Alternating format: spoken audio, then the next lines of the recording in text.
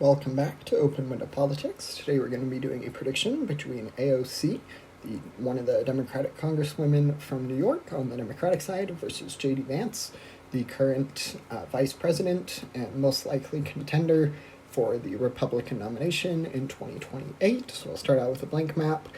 So as you can tell, most of these states we'll be going through are going to be in the safe column for one party or another.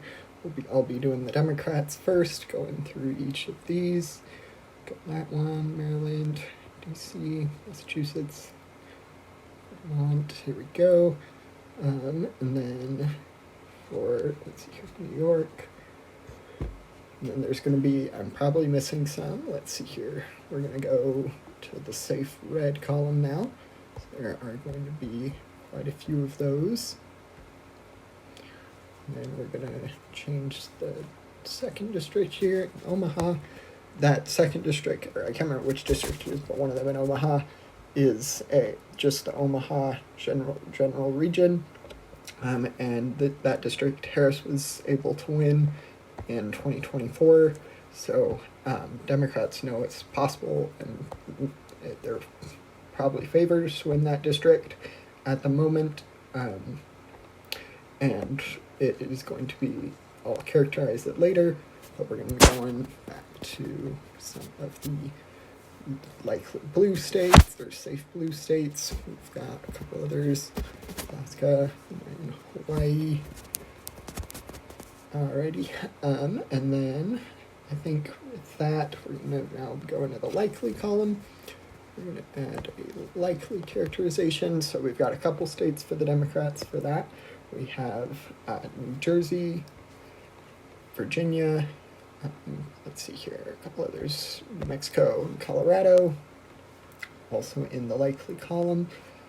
And I believe that is it for the Democrats. So we're going to go now to the likely red. So there are quite a few electoral college votes up in the likely column for Republicans. That helps them earn 93. So we're definitely good for the Republican Party to get those likely states. And then let's see here, we've still got the couple lean states now to do. So for the Democrats, I'm going to go with Minnesota, Maine, New Hampshire, and then like in Nebraska, Maine has one district that it's kind of the inverse. It generally votes Republican, even though it's a Democratic state at large. So that is going to be the makeup there. And then with that, we've got just the core 7 swing states, as well as the swing district there in Omaha. And we'll be starting out in Nevada. So I do think in Nevada that it would be fairly difficult for AOC to be able to win the state. Right now is generally a more favorable environment for Democrats, so I do think that it's possible she could win it.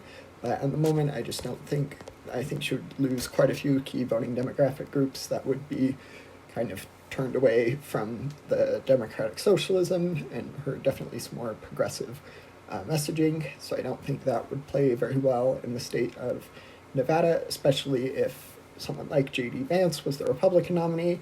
I do think that he might have a better chance, especially in Arizona, where Vance probably has a better chance than Trump would if the election were to be held today, just because there are quite a few like McCain-esque Republicans who voted for Biden when it was between Trump and Biden, but with a less scandal-ridden candidate like J.D. Vance, they would probably stick with the Republican Party and vote for him. So that is going to be, let's see here, 6 electoral college votes from Nevada, and then 11 from Arizona, so 17 in J.D. Vance's column. And then we'll get to this little district here in Omaha. I kind of hinted at this previously, but I do think that it would probably end up in the tilt blue Democratic column.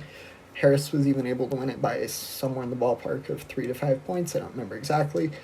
So I do, and Rao is definitely a more favorable environment, so I do think it might narrow further down from 3 points. But I do think in the end it would be 1 vote for AOC.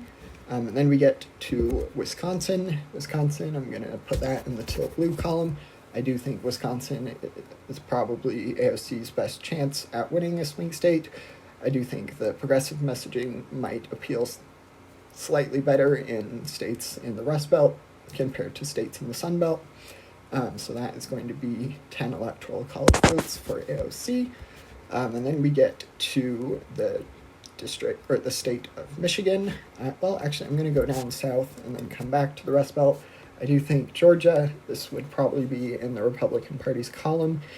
This state also has some key voting demographic groups that would be reluctant to vote for AOC based on the more progressive messaging that she appeals to. So I do think that would be a difficult win for Democrats, but so I'm going to give that to J.D. Vance, the state of Georgia. And then the state of North Carolina, I feel even more confident in characterizing, so that is going to be 16 from Georgia plus 16 from North Carolina for J.D. Vance, sorry.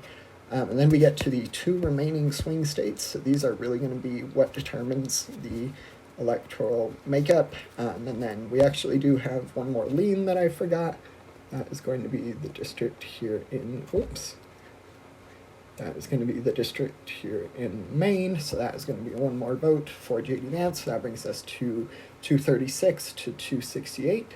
So for AOC to win, she'd have to take both of the remaining swing states, and then it would barely be a win. But I don't at the moment think that is the most likely situation, so I'm going to put these 2 into J.D. Vance's column. I've gone back and forth on Michigan. I think Michigan is probably the state that I'm the most apprehensive to call. I do think AOC would have a chance, but at the moment I just don't think that because of her more progressive messaging, that it would play very well in certain parts of the country, and Michigan I think would play okay, but ultimately not enough to win the state. But feel free to agree or disagree with me in the comments. We end up with 236 to 302 with a J.D. Vance victory. But yeah, thank you for liking, commenting, and subscribing. Thanks. Bye.